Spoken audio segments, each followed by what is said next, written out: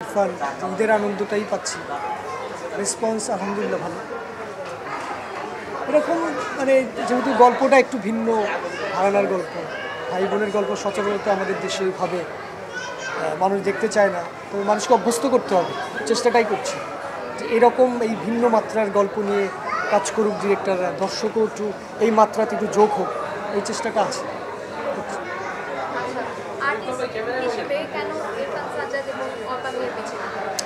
সেই প্রশ্নটা এর আগেও বলেছি, আসলে পারফর্মার চাই আমি আসলে কোনো ধরনের সুপারস্টারও মুখে লাগবে বা নন স্টারও মুখে লাগবে বিষয় না। চরিত্র গল্পের সাথে যদি মনে হয় যে ইরফান কেন, অন্য কেউ, অন্য কোনো পার্সন আমার ডিরেক্টরিয়াল জায়গা থেকে মনে হলে আমি তাকে কাজ করি। ভালো লেগেছে, একটা ভয় কাজ করছিল যে আমি তো আসলেই এই সিনেমাতে কিন্তু কোনো প্রেমের গান নেই, আহামরি কোনো ধরনের কমেডি নেই, মানে যেই ধরনের মানে ছোট ছোট যেই মশালা যে বিষয়গুলো থাকে সেগুলো নেই। একটু ভয় ছিলাম যে দর্শক আসলে কীভাবে নেবে সিনেমাটা বা গল্পটাকে কেমন এনজয় করবে।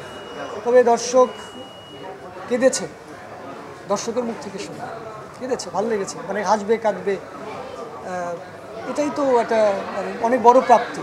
ভালো লাগার বিষয় হচ্ছে এটা যে দর্শক চোখ থেকে মানে এই বর্তমানে এই আমাদের দেশের যে সিনেমার যেই চলনটা চলছে সেখানে কিন্তু মানুষকে ইমোশনালি ব্ল্যাকমেল করা খুবই টাফ।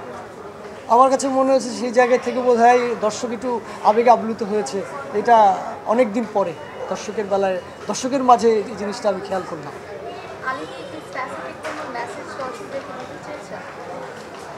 মেসেজ তো সবচেয়ে বড় মেসেজ তো যখন আপনি আবেগে আপ্লুত হবেন, আপনার চোখ থেকে এক ফোঁটা পানি পড়বে একটা চরিত্রের চিন্তা করে, এটার থেকে বড় মেসেজ কী হতে পারে? ভালোবাসার উপরে পৃথিবীতে কোনো মেসেজ হয় না, হ্যাঁ, ইমোশনের উপরে কোনো মেসেজ হতেই পারে, এটা বড় মেসেজ।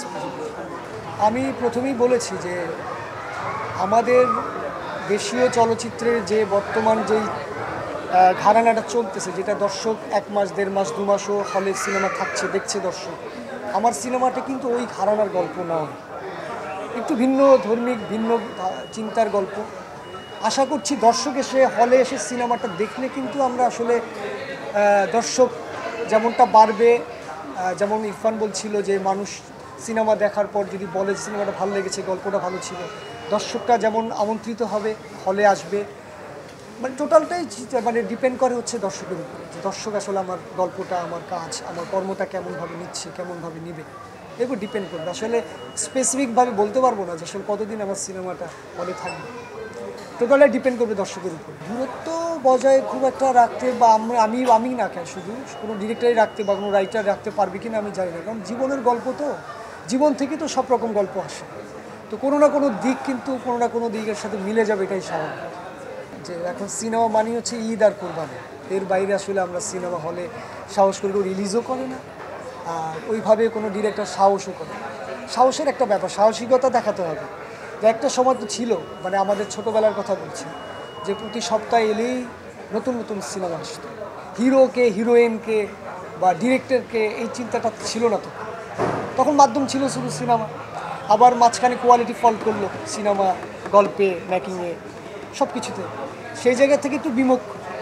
হ্যাঁ, তো আমার মনে হয় যে ইভেন্ট তো প্রতি সপ্তাহে হওয়া উচিত, কারণ এই সপ্তাহ মানে আমাদের শুক্র শনির যেহেতু আমাদের দেশীয় সরকারি ছুটি থাকে বিভিন্ন, হ্যাঁ, ওই জায়গা থেকে তো ইভেন্ট তো প্রতি সপ্তাহে হবে। সিনেমা তো প্রতি সপ্তাহে নতুন নতুন সিনেমা আসুক, হলে রিলিজ হোক, দর্শকও আসুক, দর্শক সমাগম বাড়ুক, সেই প্রত্যাশা নিয়েই কিন্তু আমি এর আগের সিনেমাটাও আপনারা জানেন, ভয়ালটাও কিন্তু কোনো ইভেন্ট ছাড়াই আমি রিলিজ করেছি, এবং ওই টাইমটা কিন্তু খারাপ টাইম ছিল দেশের ওই পরিস্থিতির মধ্যে, এটাও কিন্তু সাহসটা করেছি ঈদের পর একদম। তো আমি সাহস করছি, আমার দেখা দেখি আরও 5টা ডিরেক্টর বা প্রযোজকরা সাহস করবে, দর্শকরাও একটু সিনেমার প্রতি ঝুঁকবে, যে না নর্মাল ডেতেও সিনেমা দেখা উচিত, এই ছুটির টাইমটা কাজে লাগায়। আশা করছি ধীরে ধীরে ব্যাক করবে ওই টাইমটা।